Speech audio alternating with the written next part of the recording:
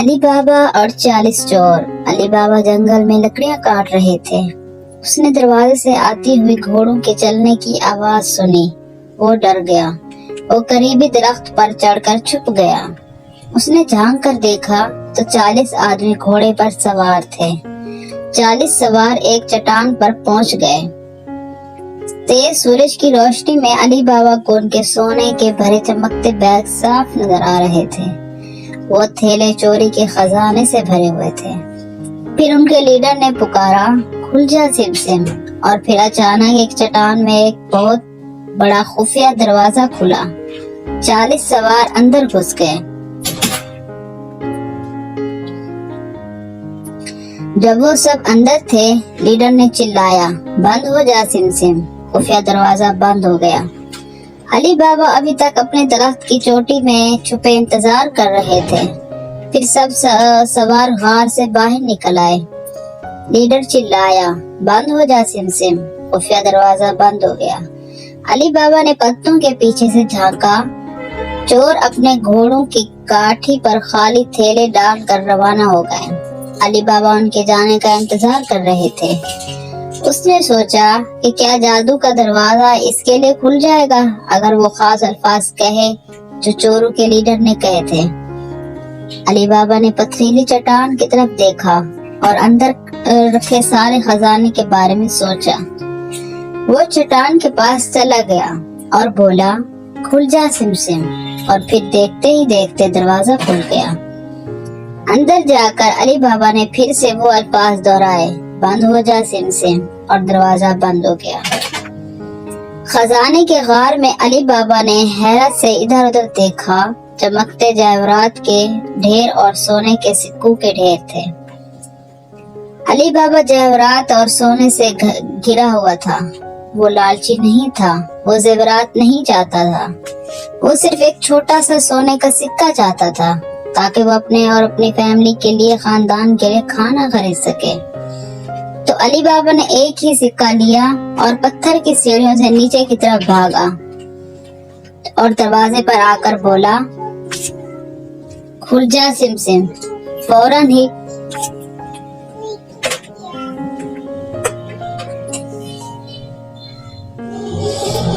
ही जादुई दरवाजा खुल गया। वो जल्दी से बाहर निकला। फिर उसने पुकारा, बंद हो जा सिम। दरवाजा बंद हो गया। अली बाबा ने शुक्र अदा किया और चला गया। लेकिन अली बाबा का भाई कासिम भी लकड़ियां लेने आया था। उसने अली बाबा को गार से बाहर आते और जादुई अल्फाज कहते सुना। उसने पूछा, अली बाबा ये क्या जादू है? अली बाबा ने कासिम को सोना दिखाया। अली बाबा ने अपने भाई को बताया और कहा कि 40 चोर जल्द वापस आ जाएंगे। चुनाचा वो दोनों जल्दी से घर की तरफ चल पड़े। कासिम ने अपनी बीवी को अपने भाई अली बाबा के बारे में वो सब बताया जो उसने देखा था। तो उसकी बीवी ने कहा, कासिम वापस जाओ और मेरे लिए सोने का एक सिक्का लाओ। कासिम इस गार के पास गया। चट्टान के सामने कासिम ने जादू अल्फाज कहे, खुल जा सिम। खुफिया दरवाजा खुला तो कासिम तेजी से अंदर दाखिल हुआ। उसने दरवाजा बंद करने के लिए जादुई अल्फाज बोले, बंद हो जा सिम। कासिम सीढ़ियों की तरफ भागा। जब उसने तमाम चमकते हुए जेवरात और सोने का देखा तो उसकी आंखें चमक उठी। कासिम इतना पुरजोश था कि वो जादुई अल्फाज भूल गया। वो जादुई अल्फाज की तरफ भागा। खुल दलिया। वो रोया, कुछ भी नहीं हुआ। प्लीज दरवाजा खोलें। कुछ भी नहीं हुआ। फिर अचानक दरवाजा खुला और उसने देखा सामने 40 चोर खड़े थे। कासिम जितनी तेज से भाग सकता था भागा।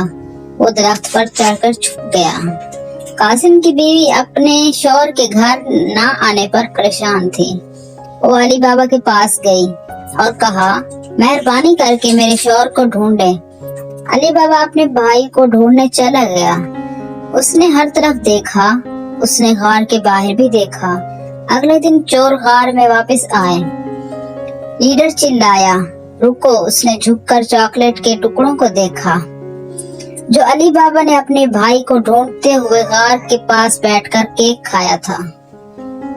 चोरों में से एक ने कहा, کہ میں نے علی بابا کو کل بیکری کے دکان پر دیکھا تھا.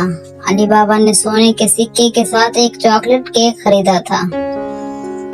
اس کا مطلب ہے کہ وہ ہمارے چھپنے کی جگہ جانتا ہے, لیڈر نے کہا.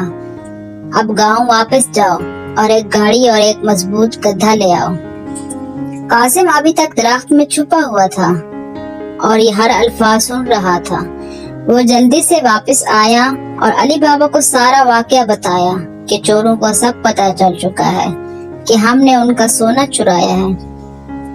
چوروں کا لیڈر زیتون کے ڈبوں کی بھری گدھا گاڑی کو کھینچ کر علی بابا کے گھر کے سامنے لے آیا.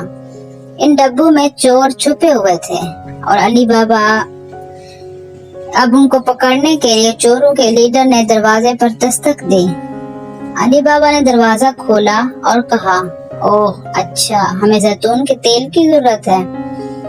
جب وہ باتیں کر رہے تھے تو علی بابا کی بیوی کو بدبودار پنیر کی ایک ڈش ملی اور اس نے وہ بدبودار پنیر جلدی سے زیتون کے ڈبوں میں ڈال دی.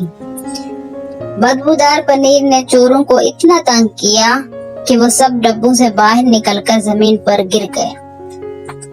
علی بابا نے پہلے ہی پولیس کو بلایا ہوا تھا جو علی بابا کے گھر اندر چھپی ہوئی تھی.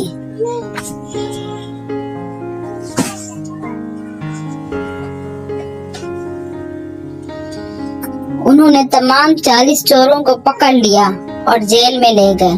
پولیس علی بابا کے ساتھ غار میں گئی. پھر وہ سارا خزانہ واپس گاؤں لے آئے. انہوں نے تمام زیورات اور رقم ان کے حقداروں کو واپس کر دی.